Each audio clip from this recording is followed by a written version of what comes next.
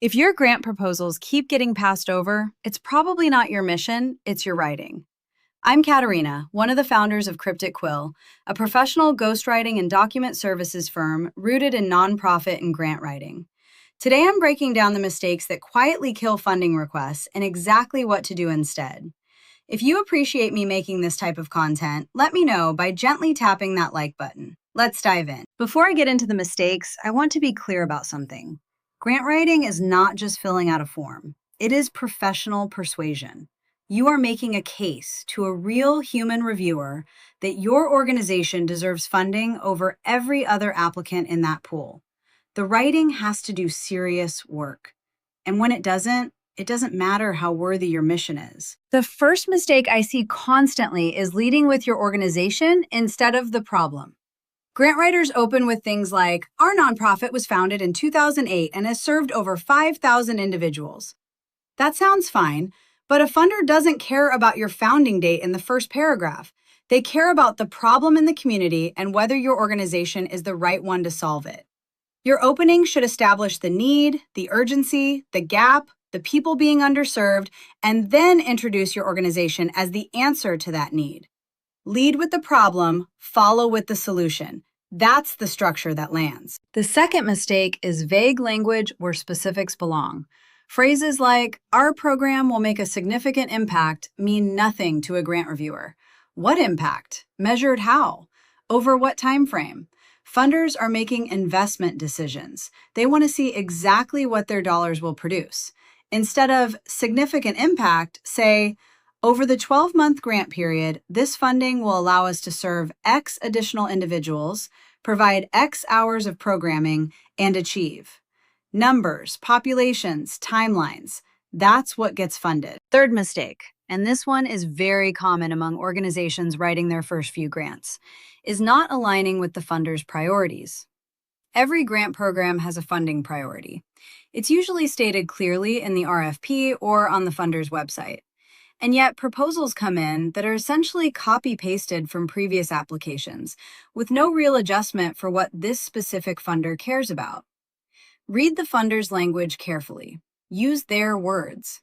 If they call it community resilience, you should be talking about community resilience, not program sustainability. Mirror their framework.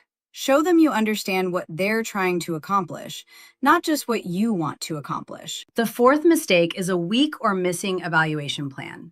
A lot of grant proposals spend pages on the program description and then add one paragraph at the end about evaluation that basically says, we will track our progress. That's not enough. Funders want to know how you will measure success, who is responsible for that measurement, and what you'll do with the data. A strong evaluation section demonstrates organizational maturity. It tells the funder that you've done this before and that you take accountability seriously. Don't treat it as an afterthought. Fifth, submitting a budget that doesn't match the narrative. This happens more than you'd think.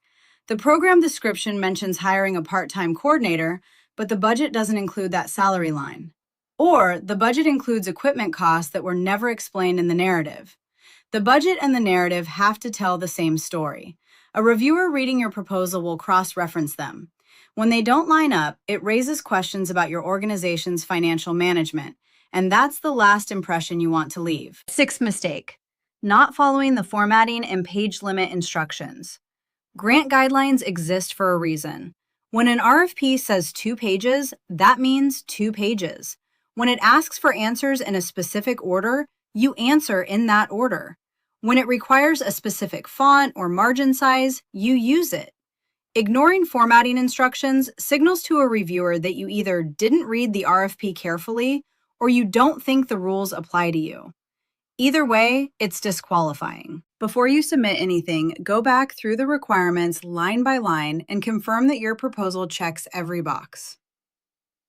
Here's something I want to add that most grant writing content doesn't talk about. Your tone matters. Grant writing should be confident without being arrogant, urgent without being alarmist, and specific without being cold. You are telling a human story using professional language. The best proposals strike that balance. They make the reviewer feel the importance of the work and trust the organization's ability to deliver it. That's craft. And that's the difference between a funded proposal and a rejected one. If you're writing a grant proposal or chasing funding right now, subscribe to this channel for more on what actually gets funded.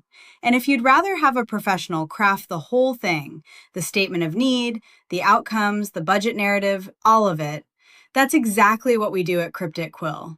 Every proposal is confidential. Every word is yours. CrypticQuill.com. Link is in the description. Tap the like button. I'll see you in the next one.